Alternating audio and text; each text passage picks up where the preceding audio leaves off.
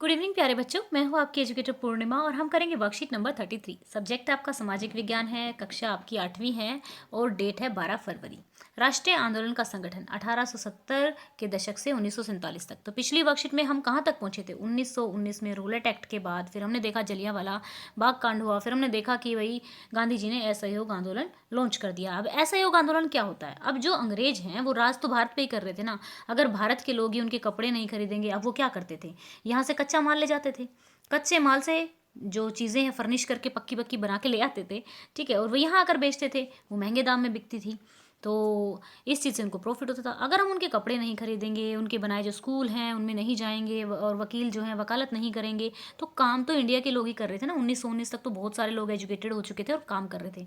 तो काम नहीं करेंगे तो उनका ही लॉस होने वाला है। तो ये एक तरीका अपनाया गया कि भाई पीसफुल तरीके से हम क्या करेंगे, प्रोटेस्ट करेंगे।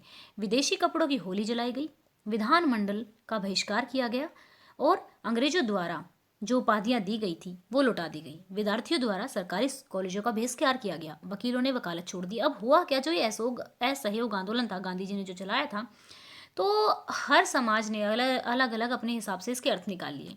जैसे खेड़ा गुजरात में पट्टीदार किसानों ने अंग्रेजों द्वारा थोपे गए भारी लगान के खिलाफ अहिंसक आंदोलन चलाया। उनको लगा कि भाई जो ये है अहिंसक आंदोलन चलाएंगे तो हमारे पे जो लगान लगाया गया वो कम हो जाएगा।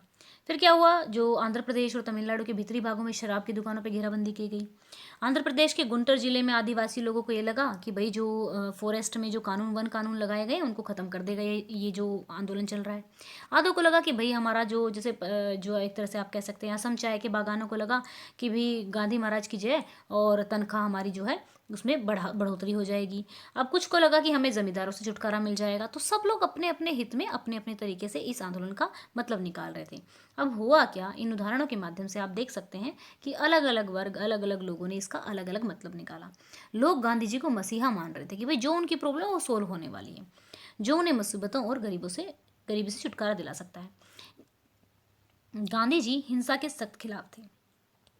एक मिनट भाई, कभी कभी गले में पता नहीं क्या हो जाता है।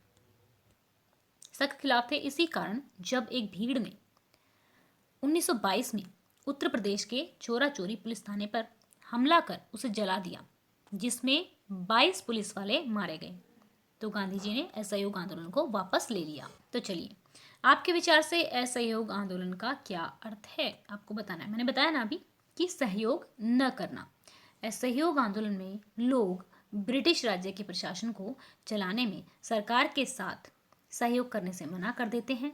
गांधी जी ने 1920 में अंग्रेजों की दमनकारी नीतियों के खिलाफ भारत में यह आंदोलन शुरू किया था। ठीक है, असहयोग आंदोलन में कौन कौन से तरीके अपनाए गए थे? तो बच्चों यहाँ से लिख देंगे आप, ये सारे तरीके इसी डायग्राम के तहत आपको लिखने हैं। ऐसे ही बना के लिख देना। पॉइंटों में भी लिख सकते हो, अगर आपको पॉइंटों में अच्छा लगे तो ये आंसर नंबर हो गया हमारा 2। ठीक है, तो चलिए, गांधी जी के आह्वान का समाज के विभिन्न वर्गों और समूह ने अपने हिसाब से अर्थ निकाला। इस कथन का उदाहरण द्वारा पुष्टि कीजिए। तो ये देखिए, कुछ लोगों ने सोचा कि उन्हें राजस्व की ऊंची मांग को कम करने में मदद मिलेगी। कुछ लोगों ने सोचा कि भाई अपना जो वेतन है वो बढ़ जाएगा। कुछ लोगों को लगा कि जमींदारों के खिलाफ लड़ाई में मदद मिलेगी। जिनके पास भूमि नहीं थी उनको लगा कि हमें भूमि मिल जाएगी। आदि से हमें क्या पता लगता है? हमें पता चलता है गांधी जी के आह्वान का सबने अलग अलग अर्थ निकाला था। ठीक है, तो अब चलते हैं, गांधी जी ने असहयोग आंदोलन को वापस लेने का फैसला क्यों किया? क्या आप इससे सहमत होते हैं? तरक सही उत्तर दीजिए। भाई देखो, मैं तो सहमत होती हूँ। हिंसा जो होती है वो अच्छी नहीं होती। जब उत्तर प्रदेश के चोरा चोरी में भीड़ ने पुलिस स्टेशन में आग लगा दी, जिसमें 22 पुलिसकर्मी मारे गए, गांधी जी ने असहयोग आंदोलन को अचानक वापस ले लिया।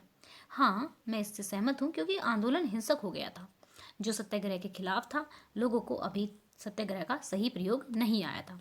तो स्टूडेंट्स, ये हो गई हमारी आज की वर्कशीट। आई होप आप लोगों को अच्छे से समझ में आई होगी। अगर अच्छे से समझ में आया है तो वीडियो को लाइक कीजिएगा, चैनल को सब्सक्राइब कीजिएगा अगर आपने सब्सक्राइब नहीं किया है। और जूम एजुकेशन 6, 7, 8 वाले चैनल पर आपकी स्टडी स्टार्ट होने वाली है नेक्स्ट वीक से, तो एक बार उसको देख लेना। आज ही मैंने अभी थोड़ी देर पहले लाइव लिया था। Thank you, have a nice day, may God bless you.